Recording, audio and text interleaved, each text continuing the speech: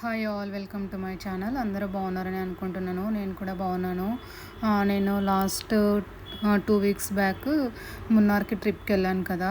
ఆ trip details అంటే నేను చూసినవి, నాకు తెలిసినవి నేను షేర్ చేస్తాను. మీకు కూడా ఒకవేళ ఎవరైనా వెళ్ళాలనుకున్నప్పుడు కొంచెం బేసిక్ ఐడియా ఉంటుంది కదా! అందుకే షేర్ చేస్తున్నాను. ఇదంతా వెళ్ళేటప్పుడు తీసుకున్నామనమాట. మేము బెంగుళూరులో ఆల్మోస్ట్ ఒక 9:30 కల్లా బయలుదేరాము. సో, అక్కడికి రీచ్ అవ్వడానికి మాకు 9:15 అలా అయింది. సో, అది కొండ ఎక్కడానికి మాకు ఆల్మోస్ట్ 7:00 అయిపోయింది. మార్నింగ్ 7, 8:00. సో, ఇక్కడ ఇదే రిసార్ట్ మేమున్నింది. మేము టెంట్ స్టేలో ఉన్నామనమాట. అదేం రూమ్స్ కాదు, టెంట్ ఉంటది. ఆ టెంట్‌లో ఉన్నామనమాట. అలాంటి స్టే తీసుకున్నాము.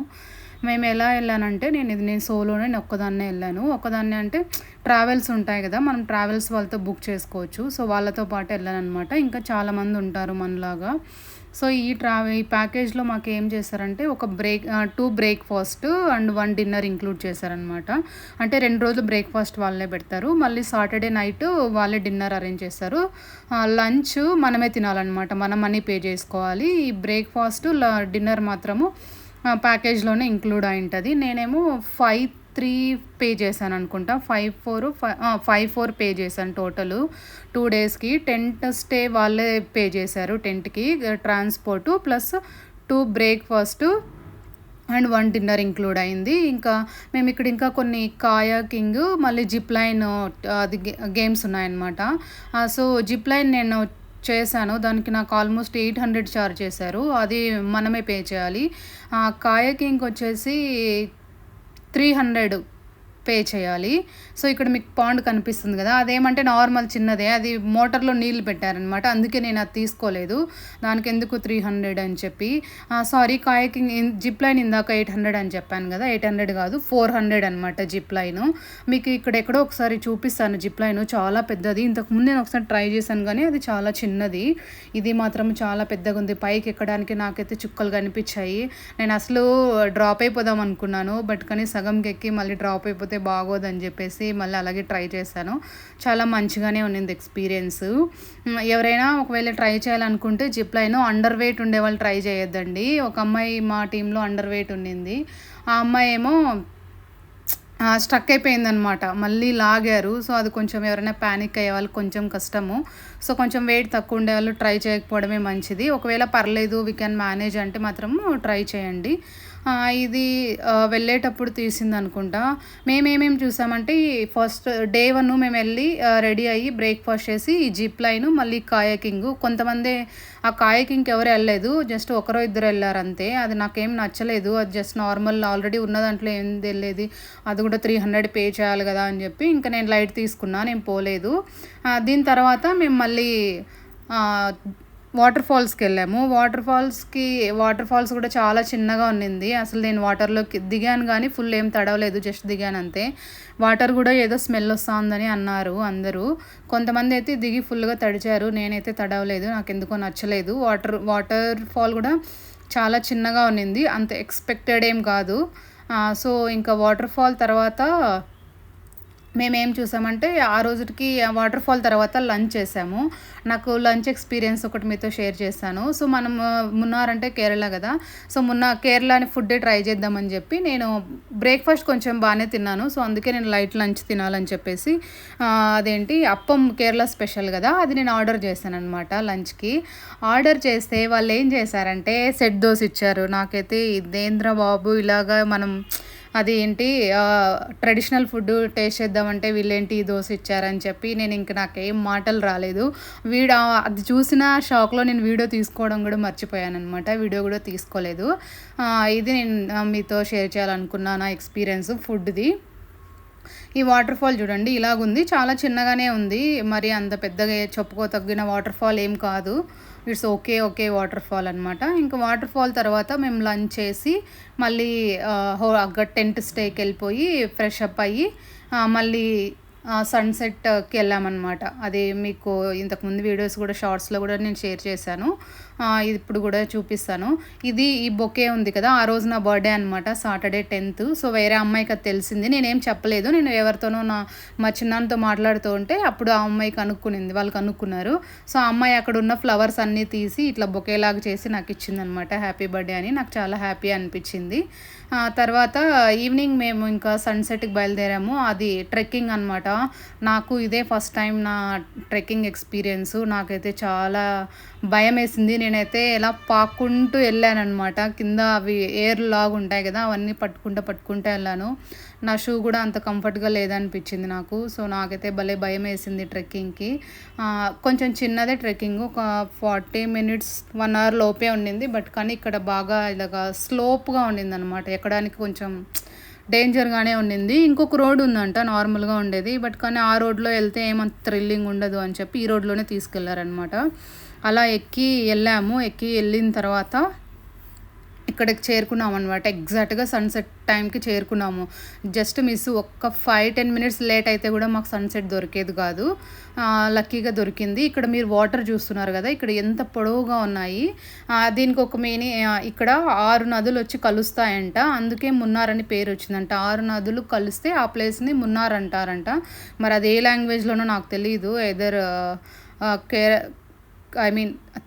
మలయాళంలోనా లేకపోతే ఇంకే హిందీలోనో ఏమో నాకు తెలీదు. నాకు వాళ్ళు చెప్పారు, అక్కడ ఉన్న వాళ్ళు, మా గైడ్ చెప్పాడు. 6 places 6 నదులు వచ్చి అక్కడ కలుస్తాయి, అందుకే దానికి మున్నార్ అనే పేరు వచ్చింది అని. మీరు కూడా ఎప్పుడైనా విని ఉంటే ఇది నాతో షేర్ చేయండి. అవును, మేము కూడా సేమ్ విన్నాము అని చెప్పి. ఇంక ఇక్కడ సన్సెట్ అయిన తర్వాత ఇంకా మేము నిదానంగా మళ్ళీ బ్యాక్ నడుచుకుంటూ వెళ్ళిపోయాం. సన్సెట్ కూడా నేను కొంచెం ఎక్కువ క్యాప్చర్ చేశాను, చూడడానికి బాగుంటుంది అని చెప్పి. ఎవరైనా వెళ్ళలేని వాళ్ళు ఉంటారు కదా, వాళ్ళకు కొంచెం యూజ్ అవుతుంది అని చెప్పి కొంచెం ఎక్కువ క్యాప్చర్ చేశాను. ఒకవేళ మీకు బోర్ అనిపిస్తే ఇక్కడ స్కిప్ చేసేయండి.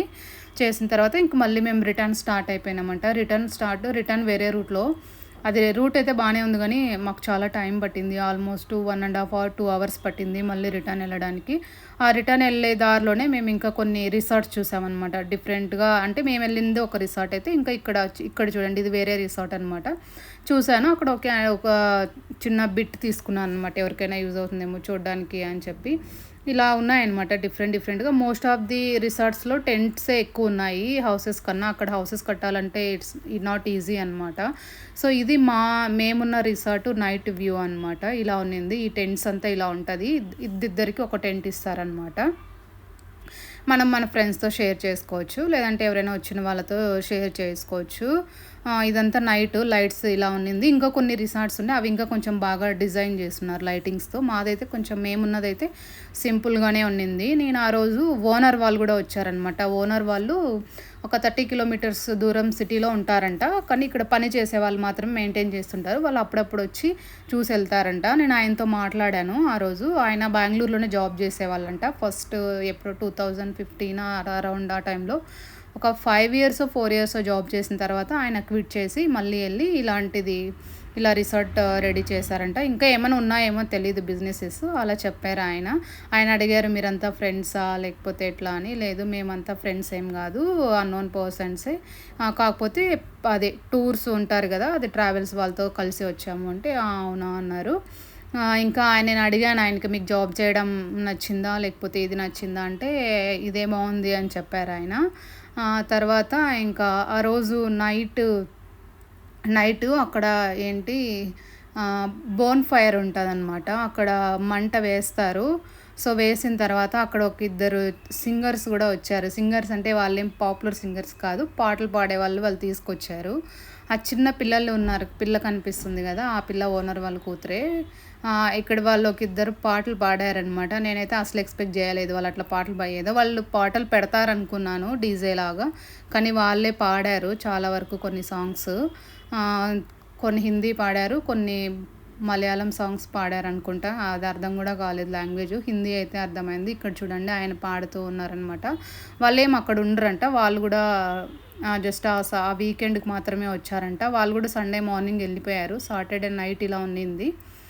ఇదేమో ఇంకా సండే మార్నింగ్ అనమాట. ఆ రోజు అలా ముగిసిపోయిందనమాట సాటర్డే.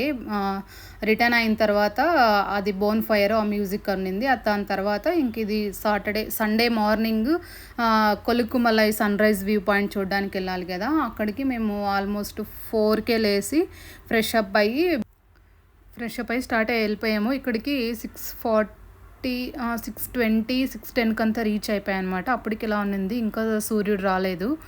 సో, ఇంకా పైకెళ్ళి అటు ఇటు చూస్తూ ఇటువైపు నుంచి చూస్తే ఫుల్ టీ ఎస్టేట్ అంతా ఉన్నిందనమాట. కనిపిస్తునింది. నేనైతే ఒకటి అబ్జర్వ్ చేశాను. మీరు ఎటువైపు అయినా చూడండి, ఎంత దూరమైనా చూడండి టీ ఎస్టేటే ఉంది.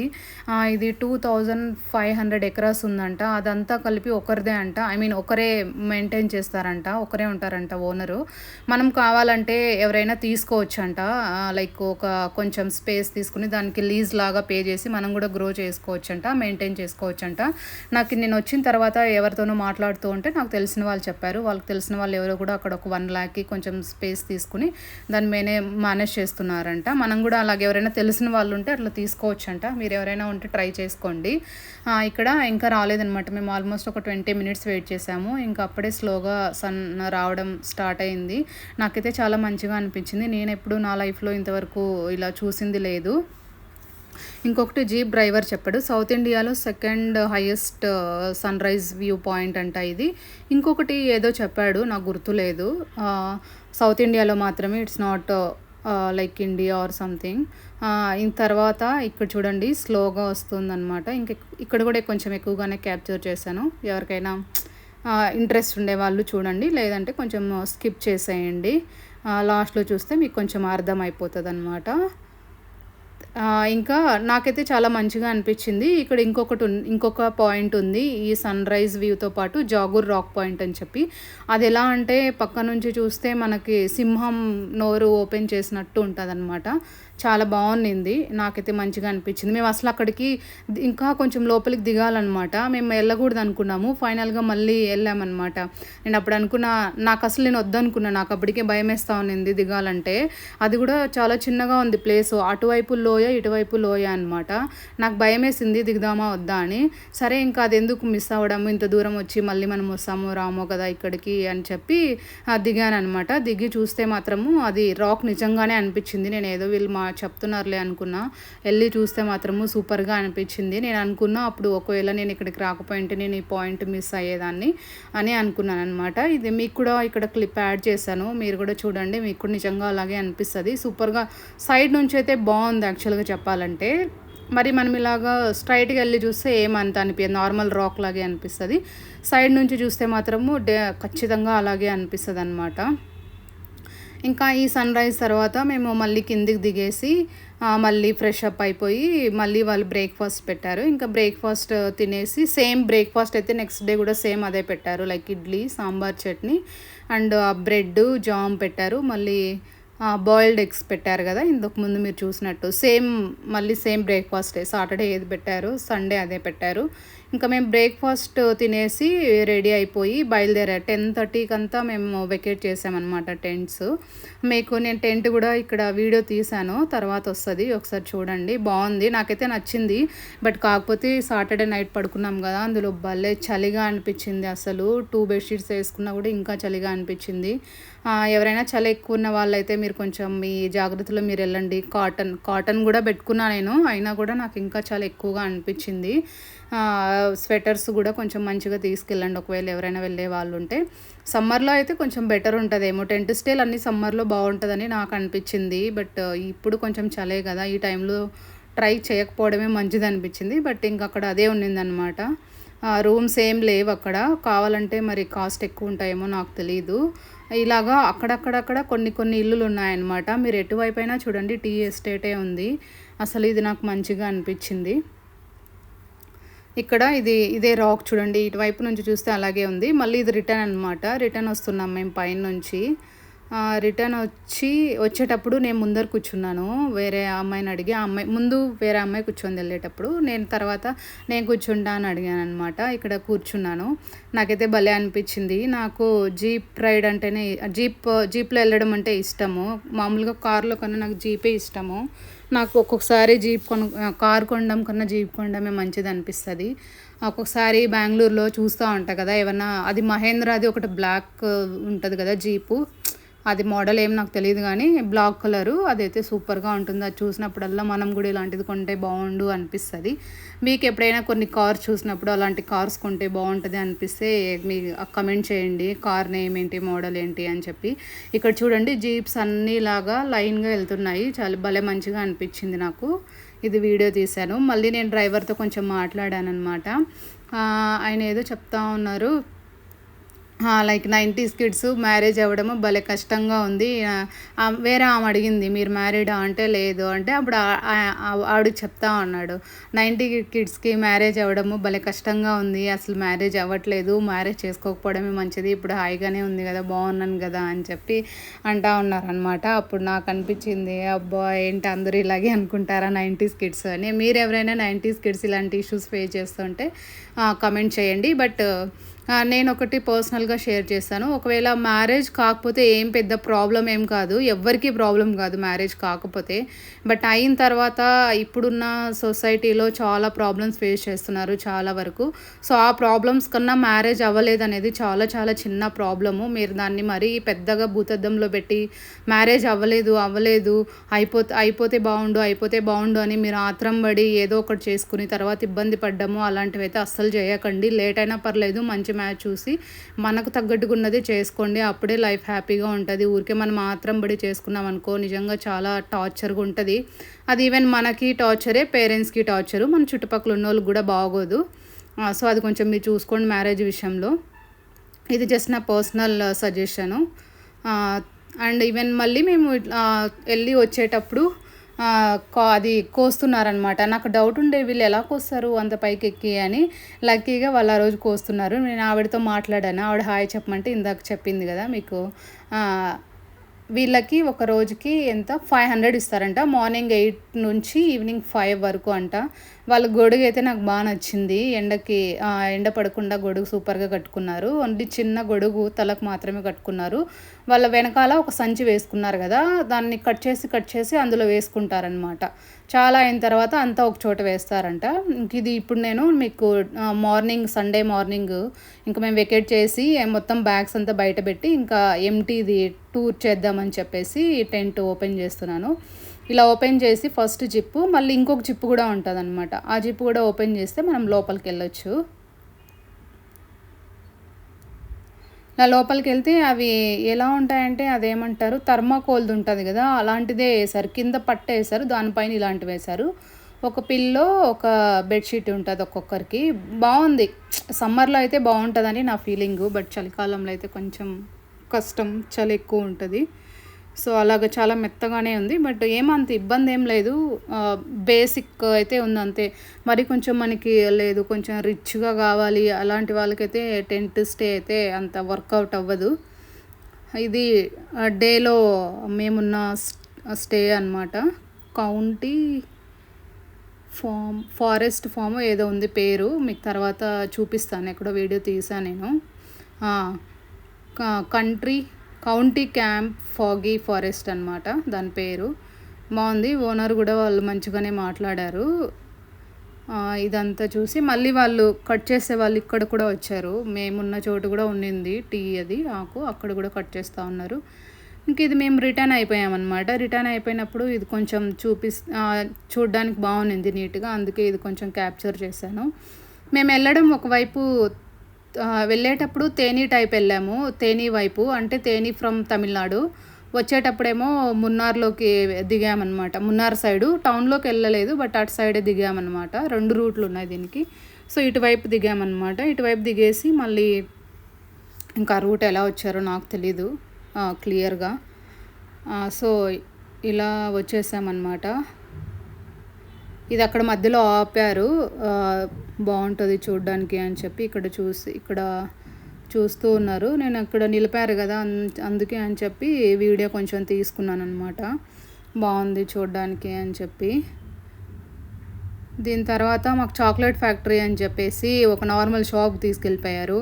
ఆయన ఒక చాక్లెట్ది, అది డమ్మీ చాక్లెట్ది తీసి, అది కాయ ఉంటుంది కదా కాఫీది, అది ఓపెన్ చేసి అది ఇదని చెప్పేసి చెప్పేసాడంతే. ఇదేంటంటే ఇలాచీ ఫామ్ అనమాట. ఇక్కడ టీ ఎస్టేట్స్, ఇలాచీ ఎస్టేట్స్ చాలా ఉన్నాయి. ఫస్ట్‌లో నాకు అర్థం కాలేదు ఏంటి చెట్లు ఇలా ఉన్నాయని. మళ్ళీ నేను జీప్ రైడింగ్‌లో డ్రైవర్‌ని అడిగాను అదేంటి అని. ఆయనే చెప్పారు ఇలాచీ అని చెప్పి. కానీ నాకెక్కడ కనిపియలేదు ఇలాచీ. మేబీ సీజన్ కాదేమో. అది ఇలాచీ కూడా మనకి కింద నుంచి వడ్లు ఎలా ఉంటాయి మనకి కంకే అది అలా ఉంటదనుకుంటాను. అవైతే ఉండింది కానీ ఇలాచీ అయితే నాకెక్కడ కనిపించలేదు. ఇంకొకటి ఇక్కడ దారిలో వచ్చేటప్పుడు ఇది వాటర్ అనమాట. అక్కడికి ఎలిఫెంట్స్ వస్తాయంట వాటర్ తాగడానికి. అది చూడ్డానికి కిందకెళ్దాము అంటే వాళ్ళు అక్కడ ఏదో స్ట్రైక్ జరుగుతా ఉన్నింది. ప్లీజ్ సబ్స్క్రైబ్ చేసి నా ఛానల్ సపోర్ట్ చేయండి. థ్యాంక్ యూ అండి. లైక్, షేర్ కూడా చేయండి. మీకు ఏమన్నా డౌట్స్ ఉంటే కమెంట్ చేయండి. నేను ఆన్సర్ చేయడానికి ట్రై చేస్తాను. Thank you. Bye bye. Please subscribe.